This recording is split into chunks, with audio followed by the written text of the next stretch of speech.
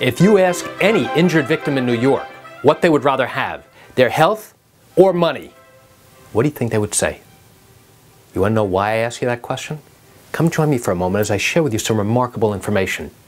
Hi, I'm Jerry Oginski. I'm a New York medical malpractice and personal injury trial lawyer practicing law in the state of New York. You know, the reality is when someone is injured as a result of someone else's negligence, their carelessness, whether it's because of a careless driver or a doctor who was incompetent and violated the basic standards of medical care. Now this person has suffered significant injury, permanent injury that's going to be disabling and lifelong. And if you ask that injured victim, what would you rather have if you had the choice? Would you rather have your significant permanent injury and a pile of money to compensate you for all the harms you suffered? Or would you rather have your health back and go back to living a normal life to the way you were before? What do you think most people are going to say? The reality is, most people are going to say, I want my health back. I don't want to be in this situation. I don't want to be disabled for the rest of my life. You can keep the money. The money's not going to change my life. Money's not going to allow me to do anything except try and live comfortably now. Because now I no longer have the ability to work. Now I no longer have the ability to do those things I used to be able to do. Now I'm in pain. Now I have to live with some disabling condition for the remainder of my life. Most injured victims are going to turn around and say, I want my health back. But unfortunately, they can't get it. So what are they left with? What options do they have? The only options they have is to bring a lawsuit seeking compensation for all the harms and losses that they suffered, to try and give them some semblance of dignity, because that's all the law allows. If they can't get their health back, to put them back in the position they were in before, we now have to compensate them. Let me share with you an analogy that we use many times during closing arguments that gives the jury a true understanding of what we're talking about here.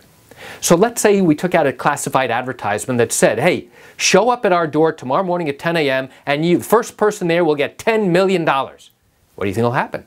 Everybody will show up.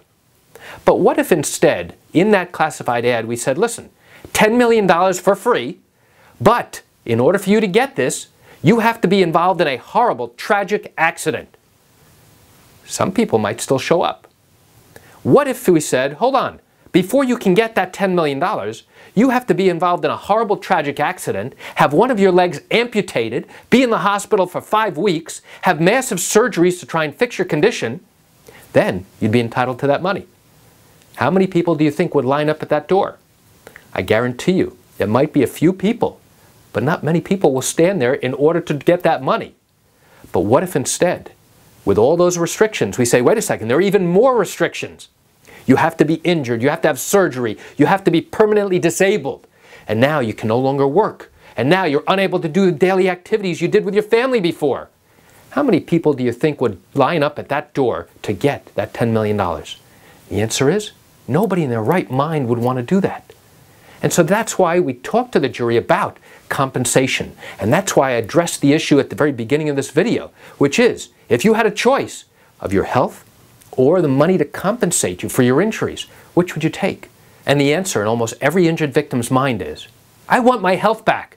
I want to live my life normally the way I was before.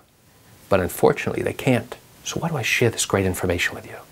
I share with you just to open your eyes and give you an insight and an understanding into what goes on in these accident and medical malpractice cases here in the state of New York. You know, in all likelihood, you have questions or concerns about your own particular matter.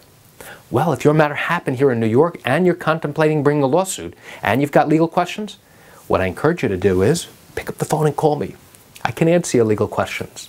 You know, this is something I do every single day and I'd love to talk to you. You can reach me at 516-487-8207 or by email at Jerry, G-E-R-R-Y, at oginski-law.com. That's it for today's quick video. I'm Jerry Oginski. Have a great day.